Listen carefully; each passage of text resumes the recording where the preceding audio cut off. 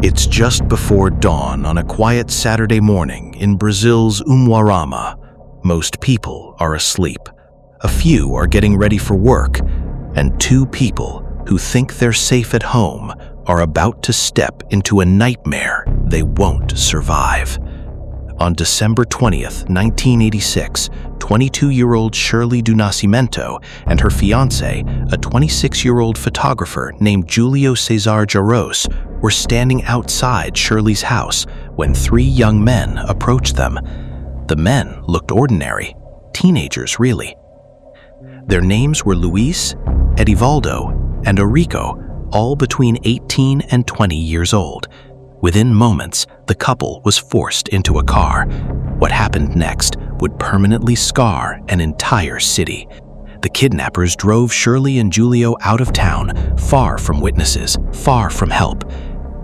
There, Shirley was brutally assaulted, while Jew-lio, helpless to stop it, was forced to watch.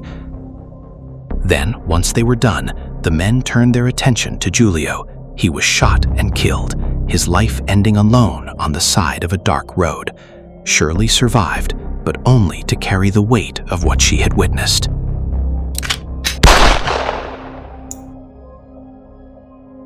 "15 hours later, the story exploded across Umuarama. Radio stations announced that the suspects had been arrested. The city reacted instantly. At first, there was relief, then anger, then something far more dangerous. During police questioning, the three suspects confessed. They were taken back to the crime scene to reconstruct what had happened. And that's when one of them, Edivaldo, made a comment that sealed their fate. When officers asked him how he had killed Jew-lio, Edivaldo smirked and said, "Why don't they give me a loaded revolver?" That single sentence spread through the city like gasoline on fire. By Monday night, December 21st, nearly 2,000 people surrounded the Umuarama jail. The police were hopelessly outnumbered.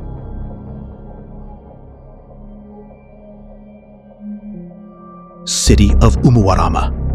Yesterday, around 9 p.m., after leaving the police station at 8 p.m. to get food, I was urgently called back because the station had been invaded. When I arrived, about 200 people had taken over the corridor, and I had to park 2 blocks away due to the crowd.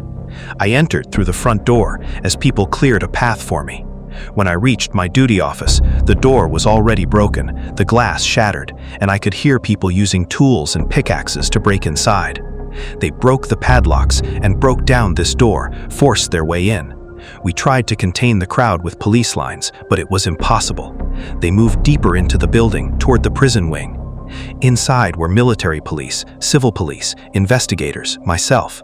We tried to block the door in every possible way. You stopped one person, another would crawl through your legs. They broke into the most secure cell, the cell number 7, where the 3 individuals were being held. The doors were damaged, the locks and chains destroyed. Inside were the 3 prisoners. Officers struggled physically with the crowd to hold them back. They managed to get 3 prisoners out of the cell. When they came out, the beatings began, kicks, stones, punches. By that time, I had been pulled away. I heard people shouting, "They've caught one, they've caught 2." The crowd dragged the prisoners through the city, tied them to vehicles, and dragged them through the main avenues. At the Miguel Rasafa Square, the 3 bodies were piled together and set on fire with gasoline. In the aftermath, officials promised justice. The police chief said everyone involved would be identified and charged. But here's the disturbing twist. Because hundreds of people had taken part, investigators couldn't determine who actually delivered the fatal blows. In 1987, a few instigators were charged, not with murder, but with abducting prisoners and desecrating corpses. No one was convicted of homicide. The case dragged on for years, then decades. Eventually, it was quietly closed. The statute of limitations expired. The file was archived.